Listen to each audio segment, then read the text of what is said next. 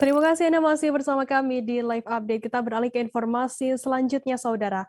Di tangan Mahmud Danuri, 35 tahun, warga Jalan Bangunsari, Desa Singkil, Kecamatan Balong, Ponorogo, Limbah Kayu, bisa menjadi panah tradisional dengan nilai jual yang tinggi. Di tangan Mahmud Danuri, 35 tahun, warga Jalan Bangunsari, Desa Singkil, Kecamatan Balong, Ponorogo, limbah kayu bisa menjadi panah tradisional dengan nilai jual yang tinggi. Mahmud seringkali menggunakan kayu bekas bahan mebelnya untuk memenuhi pesanan panah tradisional dari para pelanggannya. Ide untuk memanfaatkan limbah kayu menjadi panah tersebut datang saat ada saudaranya yang membeli satu set panah lengkap dengan anak panahnya dari Solo, Jawa Tengah. Informasi lebih lengkapnya akan disampaikan oleh rekan jurnalis kami dari Tribun Jatim. Ada Sofian Arif Chandra yang saat ini sudah tersambung sama kami. Halo Sofian. Halo, selamat sore rekan kerja, selamat sore Tribuners. Sofian, bisa Anda jelaskan apa alasan dan juga apa yang melatar belakangi Mahmud sendiri untuk memulai usaha kerajinan panah ini? Ya, untuk alasan sendiri itu saat melihat saat melihat saudaranya ya, waktu itu saudaranya membawa satu set panah dari Solo.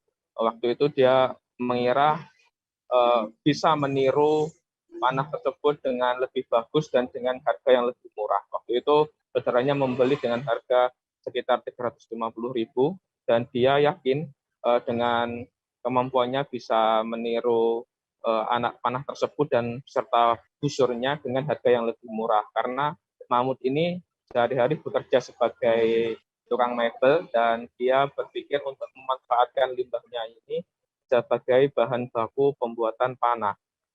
Saat melihat di YouTube dan internet, dia mulai membuat panah beserta busurnya dan saat ditunjukkan kepada saudara yang tersebut, saudaranya menilai bahwa anak panah serta busurnya ini layak untuk dijual Gerda.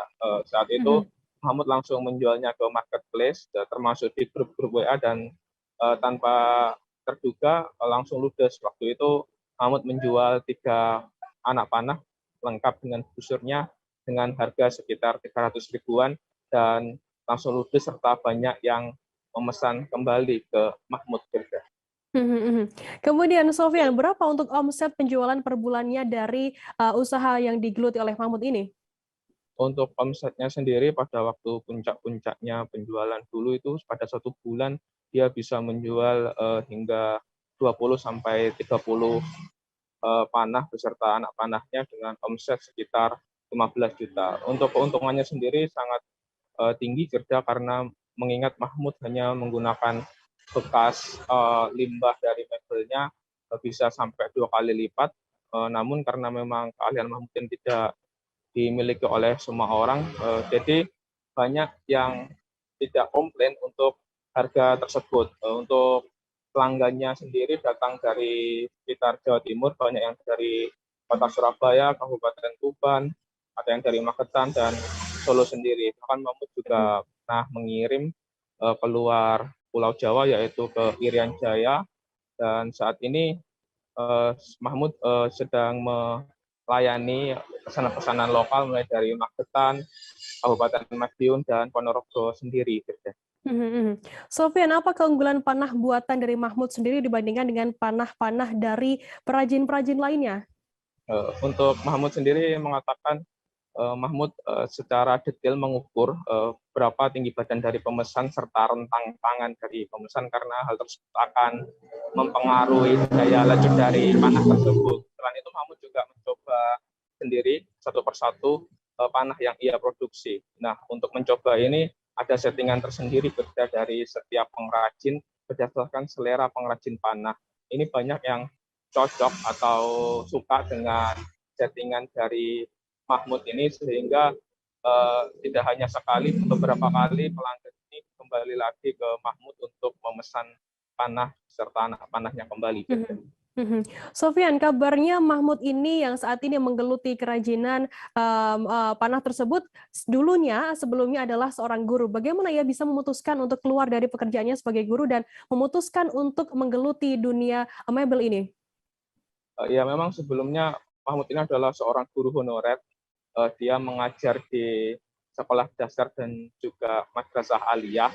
Sembari itu Mahmud ini sampingannya juga mebel karena pesanan panahnya ini semakin ramai Firda, sehingga dia merasa tidak bisa lagi membagi waktunya, karena menurutnya waktunya ini kurang untuk mengajar, untuk memenuhi pesanan mebelnya, belum lagi pesanan panahnya ini yang juga terus berdatangan. Untuk itu Mahmud keluar dari pekerjaannya sebagai guru honorer dan memutuskan untuk menggeluti dunia panah ini. Mhm, mhm. Baik, terima kasih rekan jurnalis dari Tribun Jatim, Sofyan Arif atas laporan Anda. Dan tadi Tribuner Sofyan juga sudah menghimpun keterangan dari Mahmud Danuri, pengrajin limbah kayu. Berikut liputannya untuk Anda. Untuk panahan saya mulai itu sekitar tahun 2016 akhir ya, sampai 2016-an lah. Sampai sekarang ya alhamdulillah masih produksi. Ini awalnya gimana Mas kok bisa menggeluti dunia kerajinan panahan ini? Awalnya itu kan ada Mas Ponan itu kuliah di Solo.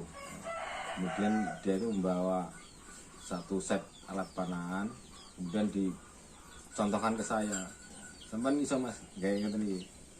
Saya buat ya langsung saya buat bisa, karena saya lihat itu kan mudah sekali, itu kan basic saya, karena saya di sekolah di semi kerajinan, saya dari lulusan SMK 1. Terus pas sekali artinya dengan basic saya, karena itu dan limbah-limbah mebeler kan banyak. Omset sebelum pandemi ya per bulan bisa menjual sekitar 40 set.